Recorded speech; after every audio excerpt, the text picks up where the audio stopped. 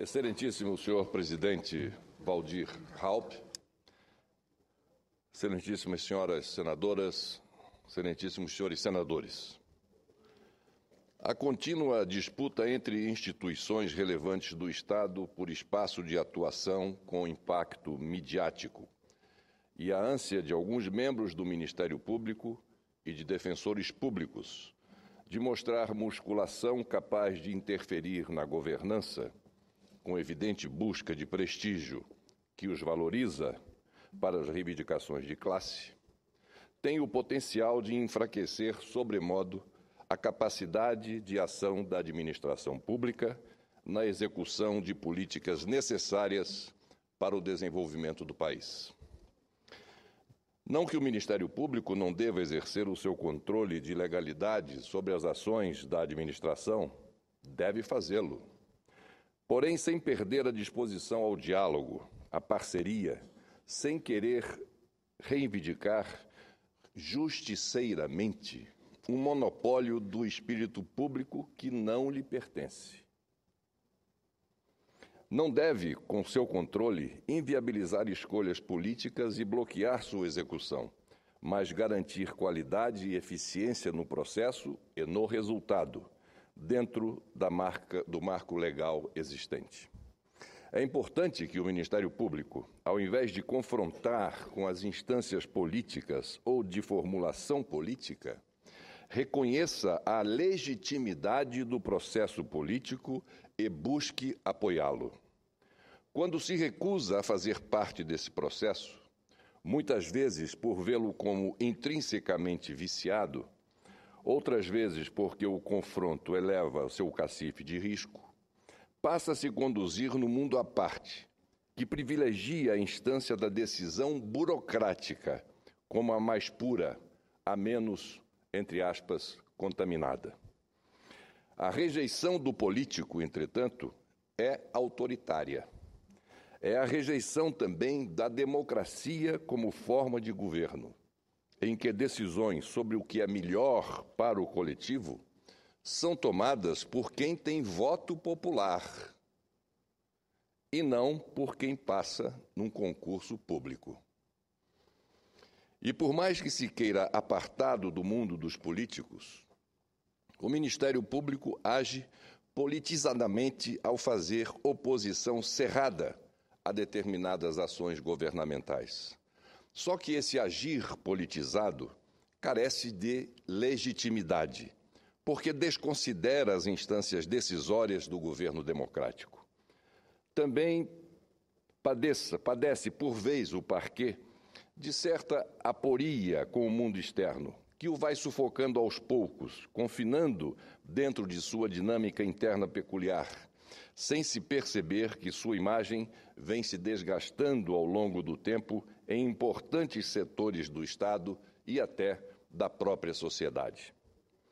O Ministério Público foi vítima de seu sucesso e de seu prestígio inicial. A independência funcional de seus membros e a autonomia da instituição, que eram seu maior capital, acabaram se revelando também como sua maior fragilidade. No mais, ao longo dos anos, parte dos membros passou a se encantar com o seu poder de admoestação administrativa. O idealismo orgânico do momento constituinte foi dando lugar à atuação frequentemente individualista, politizada e corporativista. Cada procurador, nessa linha de atuação, passou a se portar como um procurador-geral em menor escala, falando pela instituição como um todo, dando entrevistas, lançando seus disparos contra qualquer autoridade constituída, sem consideração com o eventual privilégio de foro, com o grau de imunidade do alvo. A independência funcional, mal entendida, porque dissociada do agir institucional, para ser vista como atributo individual, foi erigida em valor absoluto, fazendo sombra à unidade e à indivisibilidade. Senhor presidente Waldir Raupp, senhoras e senhores senadores, essas que acabo de ler são algumas das reflexões do subprocurador-geral da República, Eugênio José Guilherme de Aragão, ex-corregedor-geral do Ministério Público Federal e hoje vice-procurador-geral eleitoral. Faço minhas as suas palavras. Senhor presidente, a mais fiel caricatura deste eixo político individualista do Ministério Público, aqui agora traçado, foi a atitude do Procurador-Geral da República, Rodrigo Janot, ao compartilhar a foto daquele momento deprimente em que ele fez questão de empunhar um cartaz, aludindo-o como o salvador da pátria. Vejam bem, o senhor Janot como salvador da pátria. Resta saber a que pátria se refere. A pátria do Ministério Público? A pátria dos procuradores? Ou pátria dele mesmo? Na verdade, sua tentativa naquele momento teve também o intuito de engabelar, de iludir, antecipando-se a eventuais incursões sobre ele e o órgão que desafortunadamente dirige. E digo isso com a consciência do dever público e de ofício que me cabe para mostrar a outra face dessa encenação montada, desse campo coletivo de distorção da realidade criado pelo Procurador-Geral e coadjuvado pelos meios, em que se coloca o Ministério Público e seus integrantes no grande pedestal da moralidade pública e no mais elevado altar da ética institucional. É o modelo justiceiro, incorporado por grande parte dos integrantes do Ministério Público e com desfaçatez, promovido a todo custo pelo Procurador-Geral da República. Denúncias e informações que me chegam de várias partes revelam o cambaleado comportamento que o senhor Janot tem assumido diante dos desdobramentos da Operação Lava Jato. Nas conversas internas de suas frequentes e destiladas tardes, Rodrigo Janot vem pompeando que, antes mesmo das conclusões das diligências em curso e das investigações iniciais, já estão prontas em seu poder todas as denúncias que tentará promover junto ao Supremo Tribunal Federal contra os supostos envolvidos naquela operação. Ou seja, senhor presidente, isto é gravíssimo sob todos os aspectos. O Procurador-Geral da República, em seus vespertinos devaneios, alardeia as condenações que fará antes de concluídas as investigações oficiais da Polícia Federal e do próprio Ministério Público. Ora, se as diligências da Polícia Federal mal começaram, como pode ele já ter prontas em suas mãos todas as denúncias? Baseadas em que provas foram feitas as mesmas? O fato é que o ilegal conceito do pré-julgamento já está arraigado em sua covarde essência e nos seus ilegítimos propósitos. Vejam bem, senhoras e senhores senadores, é esse o entendimento estreito, curto e maniqueísta do senhor Janot, em que todo o universo se resume a apenas duas opções: o bem e o mal, ou melhor, os bons e os maus, antes mesmo de qualquer julgamento, de qualquer investigação, de qualquer diligência. Esta é a sua estratégia, corroborada diariamente pelos meios: jogar previamente a população contra os supostos envolvidos, sem ao menos lhes dar a chance de se defender, de serem investigados, de prestarem esclarecimentos e, pior, de serem julgados. Sinceramente, não é esse o papel institucional de um órgão vital para o Estado democrático de direito. Não é essa a responsabilidade, e menos ainda o exemplo que o chefe maior do Ministério Público deve demonstrar. Senhor presidente, senhoras senadoras, senhores senadores, a grande verdade é que, sob a inspiração de Oscar Wilde, que disse que, abro aspas, os outros são realmente terríveis e que a única sociedade possível é a de nós mesmos. Setores do Ministério Público tentam se autoconstituírem como mais um poder da República. Seu chefe se considera um arremedo de presidente da República e parte de seus subprocuradores arremedos de ministros de Estado. O processo de empoderamento desse órgão, aliás, não é só dele. Não é só dele. Verificado nas 2 últimas décadas, tem se revelado um risco, uma ameaça à própria governança do país. É um perigo republicano real, que poucos percebem e que muitos ainda estimulam e exaltam.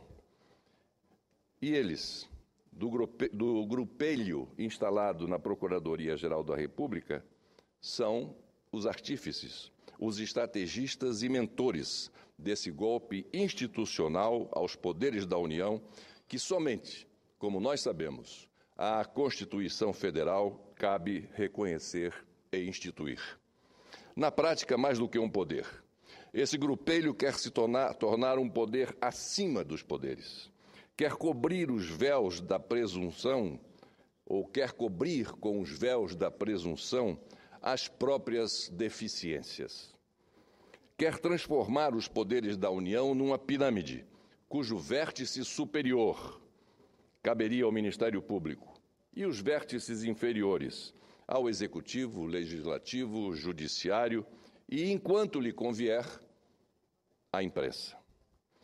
A ousadia é tanta, senhor presidente, que agora querem fazer política de Estado, política de governo, política de justiça, política da política, a ponto de querer legislar e até propor reformas para o Estado com pacotes de ocasião em todas as áreas.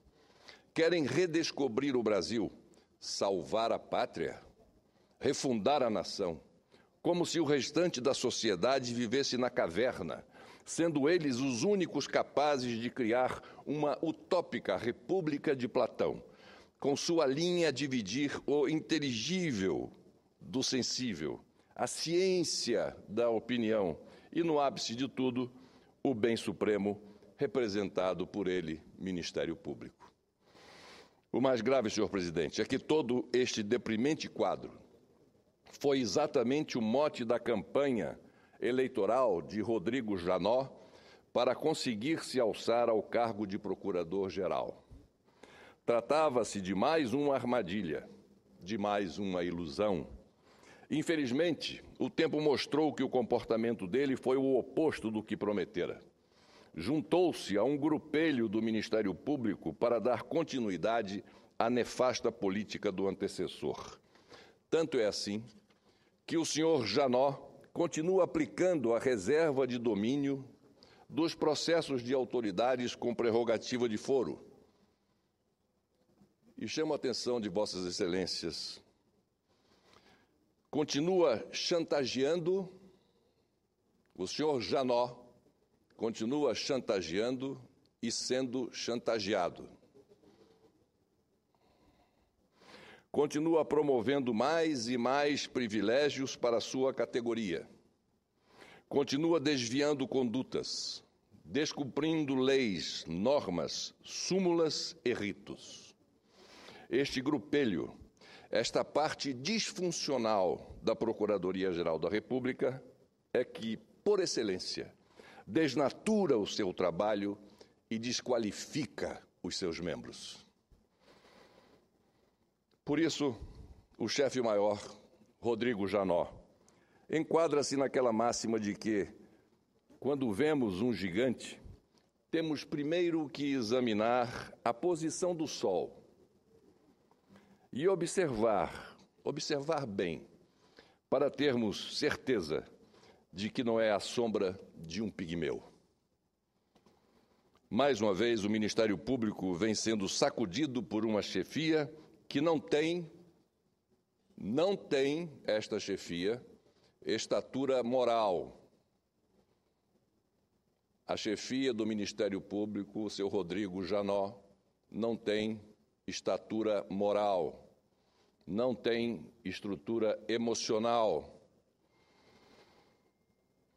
para conduzir um órgão tão importante com a isenção, a correção e a altivez que se espera. Pior ainda, quando isso ocorre em momentos complexos e delicados, como o atual período em que o Ministério Público atravessa. Senhor Presidente, senhoras e senhores senadores, encerrando, e pelo cenário aqui descrito, por toda a atual conjuntura que estamos vivendo, e principalmente pelo momento político por que passamos, é sempre oportuno rememorar o ensinamento de Montesquieu. Segundo ele, abro aspas, não existe tirania mais cruel, não existe tirania mais cruel do que a que se exerce à sombra das leis e com a coloração da justiça. Fecho aspas. Tomara, desejo, queira Deus, que o senhor Janot absorva a lição antes que seja tarde. Era o que tinha a dizer, por enquanto, senhor presidente, senhoras e senhores senadores. Muito obrigado a todos pela atenção. Obrigado a Vossa Excelência.